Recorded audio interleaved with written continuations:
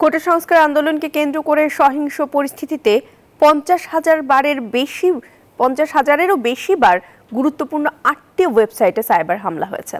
তবে এসব হামলায় কোনো ওয়েবসাইট থেকে গুরুত্বপূর্ণ কোনো তথ্য নিতে পারেনি হ্যাকাররা। চলমান সময়ের সাইবার নিরাপত্তার বিষয়ে অংশীজনদের সাথে জরুরি বৈঠক শেষে সাংবাদিকদের এসব কথা জানান ডাক, টেলিযোগাযোগ ও তথ্য প্রযুক্তি প্রতিমন্ত্রী জুনায়েদ আহমেদ পলক।